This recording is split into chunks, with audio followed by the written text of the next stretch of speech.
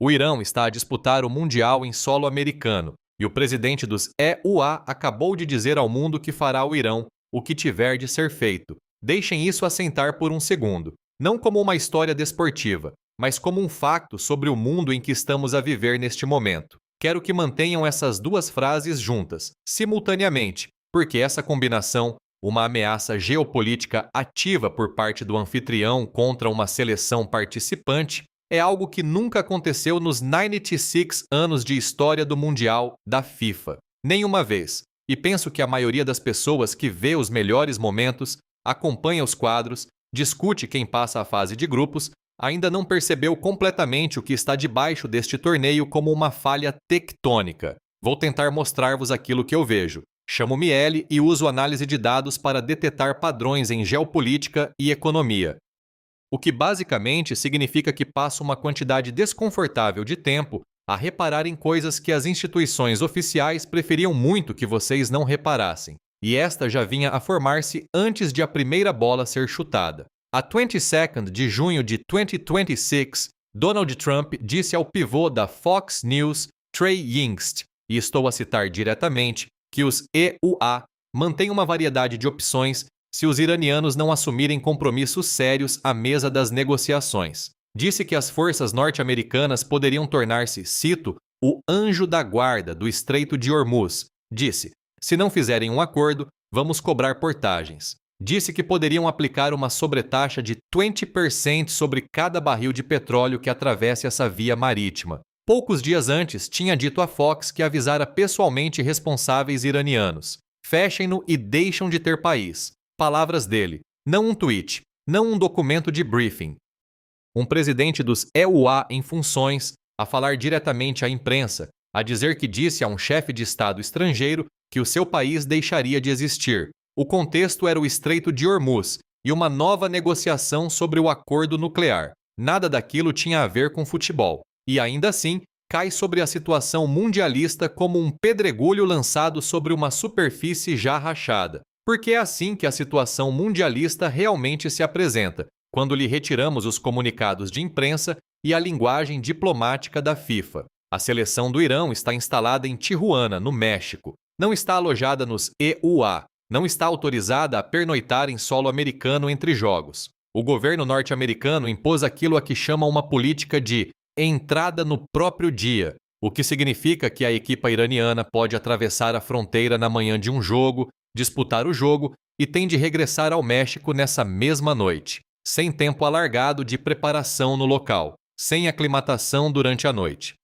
Sem a janela de dias antes do jogo que os regulamentos da FIFA tecnicamente permitem em casos excepcionais. A Federação Iraniana pediu exatamente essa janela, 2 dias antes do jogo contra a Bélgica em Los Angeles, e o pedido foi recusado, sem rodeios, por Andrew Giuliani, representante do Comitê Norte-Americano, que confirmou publicamente que as restrições se manterão e que a equipa iraniana não será autorizada a permanecer no país por períodos mais longos. Quero que pensem no que significa competir ao mais alto nível de um desporto quando o anfitrião controla o vosso acesso físico ao recinto numa trela de 24 horas. Isto não é um incômodo logístico, é uma desvantagem estrutural deliberada, integrada nas condições da competição. A história dos vistos é ainda mais dura, porque não começou em junho, começou em novembro passado. O Irão boicotou o sorteio do Mundial de 2026 em Washington em novembro de 2025, porque os EUA recusaram vistos a membros da sua delegação, não a jogadores. A dirigentes, as pessoas que assistem ao sorteio cerimonial para saber em que grupos fica a sua equipa. Os EUA tinham anunciado, no início desse ano, uma proibição de entrada a cidadãos de 12 países, incluindo o Irão. Foram prometidas exceções. A linguagem oficial dizia que seriam emitidos vistos a qualquer atleta ou membro de uma equipa desportiva, incluindo treinadores, pessoas que desempenhem uma função de apoio necessária e familiares diretos, que viajassem para grandes eventos desportivos. Na prática, essa promessa significou quase nada para quem não fosse um jogador com camisola. Quando o torneio começou, em junho de 2026, A televisão estatal iraniana noticiou que 15 membros da delegação da seleção tinham visto os seus vistos norte-americanos recusados por completo. O secretário-geral da Federação Iraniana, Hedayat Mombeini, estava entre os impedidos. Também o vice-presidente da federação, Mehdi Mohammadnabi, não eram figuras periféricas. Eram a liderança da organização responsável por gerir a equipa num mundial. A federação chamou-lhe comportamento vingativo e uma decisão não desportiva e inteiramente política. O Departamento de Estado dos EUA respondeu que todos os jogadores tinham recebido vistos, o que é tecnicamente verdade e falha completamente o ponto essencial. O ponto essencial é que elevem pessoas responsáveis diretos pela gestão operacional de uma seleção em competição não podem entrar no país onde essa seleção é esperada para competir. Não é um pormenor. Depois, o Irão apresentou queixa à FIFA. A queixa afirmava que a federação estava a ser sujeita a restrições de viagem que violam o espírito e possivelmente a letra dos regulamentos do torneio da FIFA. O artigo 18.3 dos regulamentos de 2026 da FIFA estabelece que cada equipa deve viajar do seu campo base para o local do jogo 1 dia antes da partida e, em casos excepcionais, em MD2, ou seja, 2 dias antes.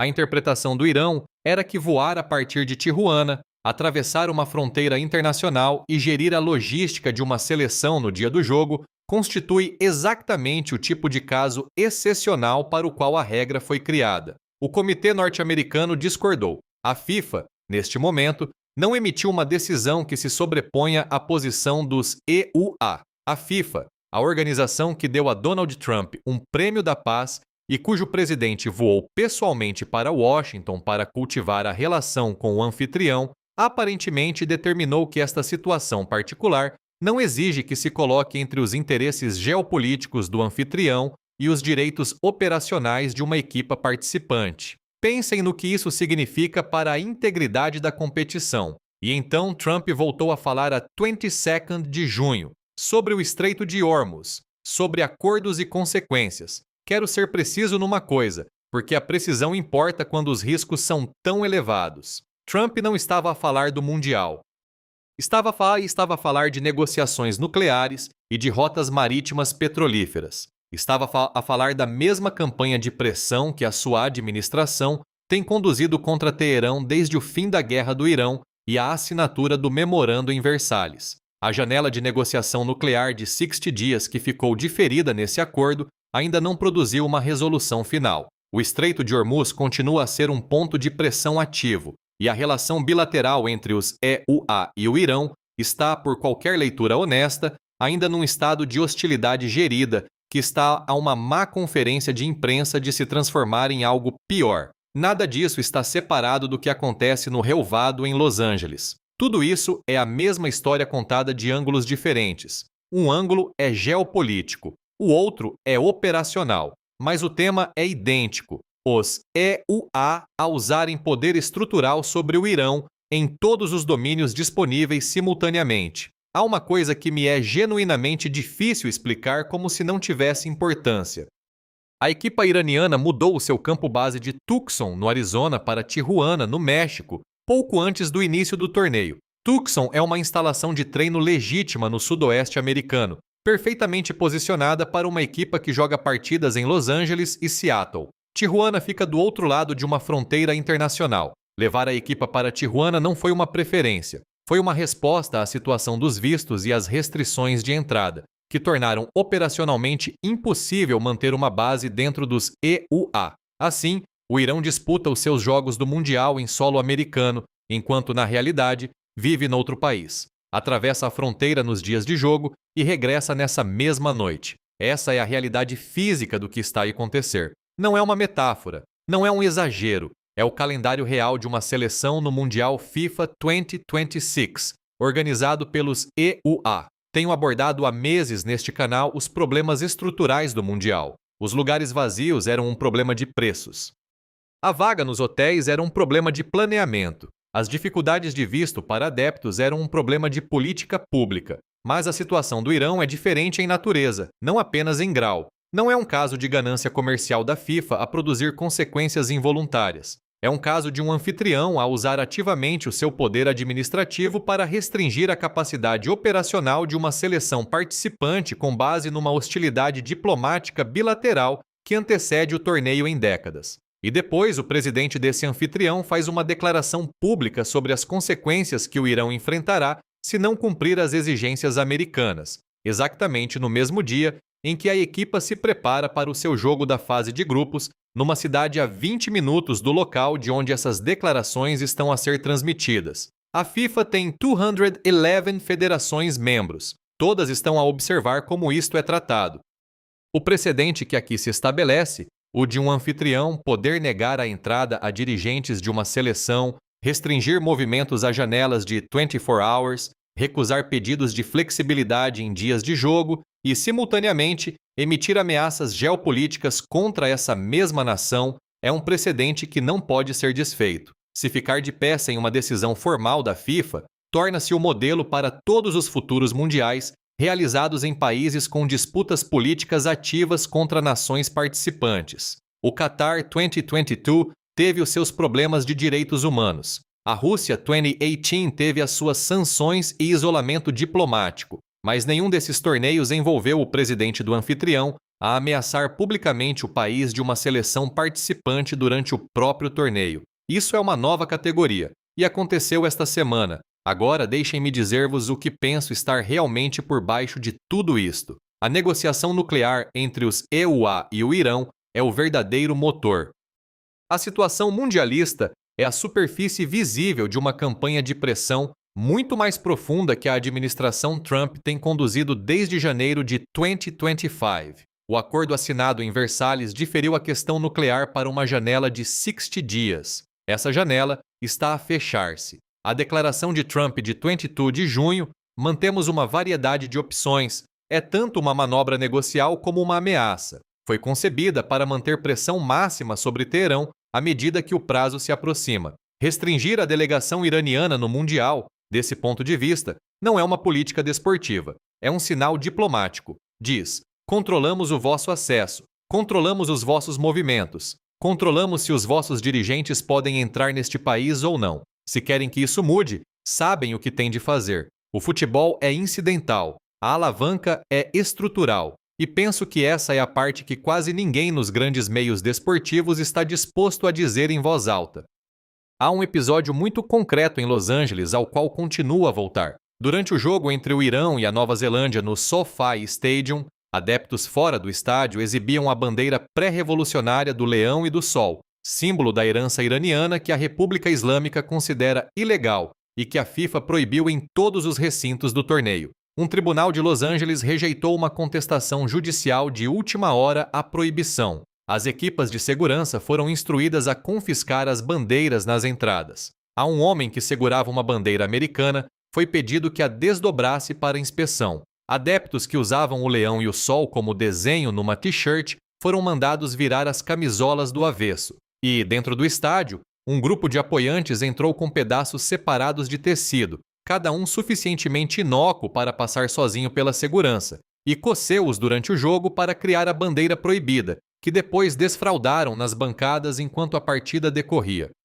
Deixem isto assentar por um momento. A seleção da República Islâmica do Irão está a jogar dentro de um estádio rodeado por iranianos no exílio que protestam contra o governo iraniano, sob uma bandeira proibida tanto pela FIFA como pelo regime iraniano, enquanto o presidente americano ameaça publicamente o Irão na televisão por cabo na noite anterior ao jogo deles. Isto não é um mundial, é uma câmara de pressão geopolítica com relva no meio. Deixem-me dar-vos o quadro completo do que o contexto do Estreito de Hormuz realmente significa neste momento, porque penso que isso se perde entre a cobertura futebolística e as manchetes sobre vistos. O Estreito de Hormuz é uma via marítima com 33 quilômetros de largura entre o Irão e Omã, por onde passa aproximadamente 20% do abastecimento diário mundial de petróleo.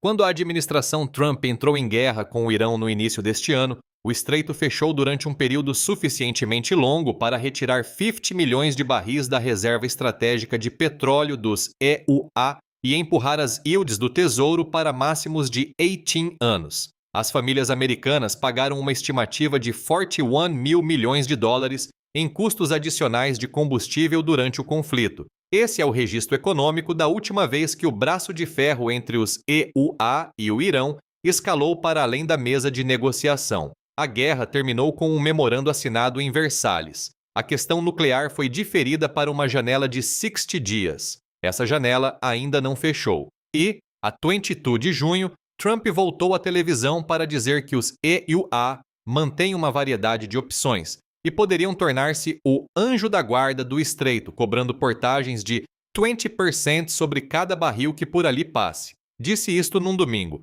O jogo do Mundial do Irão contra a Bélgica estava a 24 hours.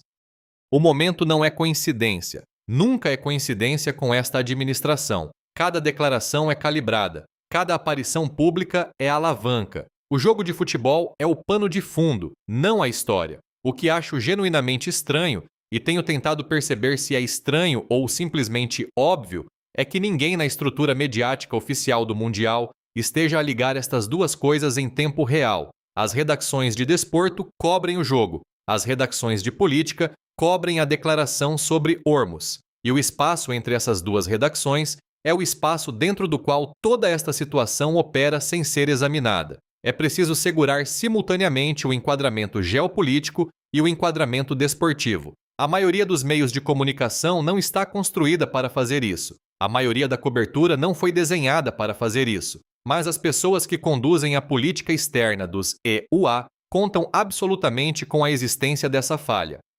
Porque, enquanto a história desportiva e a história política estiverem separadas, ninguém tem de responder a pergunta sobre o que significa que ambas estejam a acontecer ao mesmo país, na mesma cidade, na mesma semana. Andrew Giuliani confirmou que as restrições se mantêm. Disse-o de forma clara. A equipa iraniana não será autorizada a fazer estadias prolongadas. Terá de operar dentro da janela de 24 horas. O comitê norte-americano mantém a sua posição. Quando questionado sobre se as restrições comprometem a justiça competitiva, a resposta, essencialmente, foi que os jogadores têm os seus vistos e os jogos serão disputados. É a mesma lógica da FIFA quando diz que a assistência foi de 44,985, because as pessoas passaram os bilhetes no leitor antes de ficarem no átrio. Tecnicamente defensável. Na prática, insultuoso para qualquer pessoa que consiga ver o que tem à frente.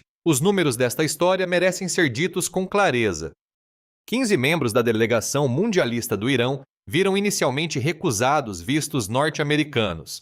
4 recorreram com sucesso. 11 continuam impedidos de entrar nos EUA. A seleção iraniana atravessou uma fronteira internacional para chegar aos seus jogos e regressou nessa mesma noite, em todos os encontros. Os dois principais responsáveis executivos da federação não podem entrar no país onde a sua equipa compete. A declaração de Trump sobre o Irão, a 22º de junho, chegou menos de 36 horas antes do jogo da fase de grupos do Irão. A janela de negociação nuclear de 60 dias diferida em Versalhes está a esgotar-se. Nenhum destes números é uma opinião, nenhum está em disputa. São os factos operacionais do que está a acontecer agora mesmo no torneio que o presidente chamou um dos maiores eventos da história da humanidade. Quero dizer uma coisa sobre a FIFA em que tenho pensado durante toda a semana. A posição da FIFA nisto, medida não pelo que diz, mas pelo que faz, é que as prerrogativas diplomáticas do anfitrião se sobrepõem aos direitos operacionais de uma seleção participante, desde que os jogadores estejam fisicamente presentes nos dias de jogo. Essa é a política real, tal como está a ser implementada. A instituição que publicou regulamentos garantindo às equipas o direito de viajar 2 dias antes de um jogo e que emitiu uma carta sobre o futebol estar acima da política, permitiu, praticamente, que o governo norte-americano restringisse a movimentação da equipa iraniana, proibisse a entrada dos seus dirigentes e se sobrepusesse aos seus pedidos de viagem. Enquanto o presidente dos EUA faz ameaças sobre esse mesmo país na televisão nacional, o presidente da FIFA, que deu a Trump um prêmio da paz. A organização FIFA, sediada na Suíça e orgulhosa da sua neutralidade política. A mesma FIFA que proibiu uma bandeira à entrada enquanto uma crise política se desenrolava dentro do estádio que supostamente deveria gerir. Não estou aqui para vos dizer o que a FIFA devia ter feito. Estou a dizer-vos o que fez. E o que fez foi escolher o anfitrião em vez da equipa participante, todas as vezes em que os dois entraram em conflito. Há mais uma camada que quero acrescentar antes de chegar à conclusão, porque é a camada que faz com que tudo o resto adquira um outro tipo de sentido. O Irão qualificou-se para este Mundial num grupo que incluía concorrência de toda a Ásia. Disputou os seus jogos de qualificação, ganhou o seu lugar. Passou pelo mesmo processo que todas as outras 48 equipas deste torneio. E depois, ao chegar ao torneio, descobriu que o anfitrião tinha estruturado a sua participação segundo uma lógica que nada tem a ver com qualificação futebolística e tudo tem a ver com hostilidade diplomática bilateral. Os 11 dirigentes que não podem entrar nos EUA não foram identificados como riscos de segurança através de qualquer processo público. A restrição de entrada no próprio dia não foi aplicada a nenhuma outra equipa. O pedido de viagem em MD2, um pedido que os regulamentos da FIFA tecnicamente acomodam, foi recusado especificamente ao Irão. Quando se listam todas essas coisas em conjunto, o padrão não é ambíguo. É uma aplicação direcionada do poder administrativo do anfitrião contra uma única equipa, com base na relação diplomática entre o anfitrião e a nação dessa equipa, não com base em critérios desportivos, não com base em regras universais do torneio aplicadas de forma igual, com base na política. E o organismo que governa o desporto, que afirma estar acima da política, deixou que acontecesse. Também quero ser honesto sobre algo de que não tenho a certeza, porque a honestidade intelectual importa mais neste caso do que uma narrativa limpa. Não sei se essa equipa do Irão tem estado a render pior por causa destas restrições do que renderia noutras circunstâncias. Não sei se a passagem da fronteira no próprio dia, a ausência de 11 dirigentes, o campo base em Tijuana, a ausência de uma janela de preparação em MD2, não sei quanto disso se traduz numa desvantagem competitiva mensurável e quanto é atrito operacional que uma equipa bem preparada consegue absorver. Sinceramente, não sei. O que sei é que ninguém deveria ter de descobrir. As condições em que uma equipa compete num mundial não deveriam incluir o presidente do anfitrião a ameaçar o seu país de origem na televisão por cabo na noite anterior ao seu jogo. Isso devia ser uma linha de base. O facto de ter acontecido e de a resposta institucional ter sido o silêncio é o dado que importa, não o resultado, não a classificação do grupo, a resposta institucional, porque a resposta institucional é aquilo que determina o que acontece da próxima vez. O torneio continuará. Os jogos serão disputados. O Irão terminará a sua fase de grupos, mas o facto que permanece depois de tudo isto não é o resultado de qualquer jogo isolado. É que o Mundial FIFA 2026 estabeleceu, praticamente e sem contestação formal, que um anfitrião pode conduzir operações geopolíticas ativas contra uma seleção participante enquanto o torneio decorre, que o presidente do anfitrião pode emitir ameaças explícitas contra a nação dessa equipa durante a fase de grupos, que 11 dirigentes responsáveis por gerir uma seleção podem ser fisicamente excluídos do país que acolhe a competição, e que nada disso é suficiente para desencadear uma resposta formal de proteção por parte da organização que afirma dirigir o desporto. O futebol foi jogado. As bandeiras foram confiscadas. Os dirigentes ficaram em Tijuana. Trump fez a sua declaração e o mundo assistiu e chamou-lhe Mundial. O que eu genuinamente não sei, e não estou a ser retórico aqui, estou sentado com a incerteza real disto, é se os países que observam tudo isto o estão a arquivar como uma exceção ou como um modelo,